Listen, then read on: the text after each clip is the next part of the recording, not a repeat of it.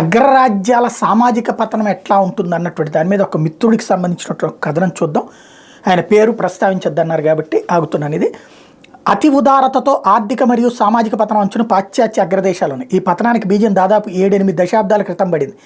మొట్టమొదట ఒకటో ప్రపంచ యుద్ధ సమయంలో ఐరోపా దేశాల మధ్య జరిగిన యుద్ధం వల్ల స్పెయిన్, పోర్చుగల్, ఇటలీ దేశాల్లో ఉన్న అప్పటి ఉత్పత్తి కర్మాగారాలు దెబ్బతినడంతో ఈ యుద్ధ వాతావరణానికి దూరంగా ఉన్న అమెరికా ఎగుమతుల్లో ఎదుగుదల నమోదైంది. తదుపరి అవే ఐరోపా దేశాలు క్రమేపీ కోలుకోవడం మొదలవడంతో హఠాత్తుగా 1929 నాటికి అమెరికా ఆర్థిక సంక్షోభం ఎదుర్కోవాల్సి వచ్చింది. అదే సమయంలో ఐరోపా దేశాలు రెండో ప్రపంచ యుద్ధం మొదలు పెట్టడంతో అక్కడ పారిశ్రామిక రంగం దెబ్బతినడంతో మళ్ళీ అమెరికా పారిశ్రామిక అభివృద్ధి మొదలైంది. ఇక్కడ నుండి మొదలైంది అసలు వ్యూహం. రెండో ప్రపంచ యుద్ధం ముగిసే సమయానికి అత్యధిక ఐరోపా పాలోటా బానిస దేశాలకు స్వతంత్ర ఇవ్వవలసి వచ్చింది. అప్పటిదాకా బానిస దేశాల నుండి వస్తున్న పన్నులు ఆగిపోవడం, యుద్ధ సమయంలో పరిశ్రమలు దెబ్బతినడం వల్ల ఐరోపా దేశాలు అమెరికా పరిశ్రమల మీద ఆధారపడడం మొదలైంది. మళ్ళీ ఐరోపా పారిశ్రామిక రంగం పూర్వ సామర్థ్యం చేరకుండా ఉండడానికి దొడ్డిదారిన ఉద్యోగ సంఘాల నాయకులను రెచ్చగొట్టి అవసరమైనవి అవసరం లేని హక్కుల్ని సాధించేలా చేశారు. కానీ అదే ఉద్యోగులకు బాధ్యతలను ఇవ్వడం మర్చారు. దాంతో అక్కడ పౌరులు నెమ్మదిగా పనిభత్యాన్ని పెంచేశారు. ఇటువంటి పరిస్థితుల్లో చాలామంది ఐరోపా పారిశ్రామికవేత్తలు వారి ఉత్పాదక పరిశ్రమను అమెరికాకి తరలించారు. అలా క్రమేపీ ఐరోపా పారిశ్రామిక అభివృద్ధి కుంటుపడుతూ వచ్చింది.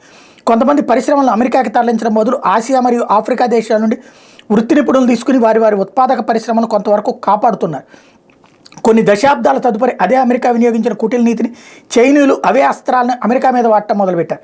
అయితే ఇక్కడ చైనీయులు అమెరికా కంటే 4 ఆకులు ఎక్కువే చదివారు. ఇప్పుడు చైనీయులు పారిశ్రామిక రంగంలోనే కాదు, విద్యా రాజ్యాంగంలో కూడా ఛాందస కమ్యూనిస్టు భావజాలికులను చొప్పించడంలో సక్సెస్ అయ్యారు.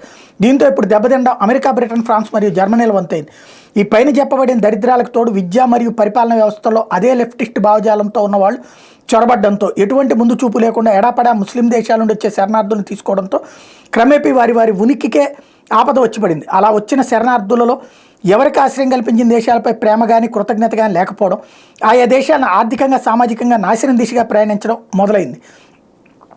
ఇక్కడే ఇలా స్వార్థ రాజకీయ ప్రయోజనాలు మరియు దూరాలోచన కొరవడిన కారణంతో ఒకప్పటి పాశ్చాత్య ఆర్థిక దిగ్గజాలు ఈనాడు సర్వనాశనం వైపు పరుగులు పెడుతున్నాయి.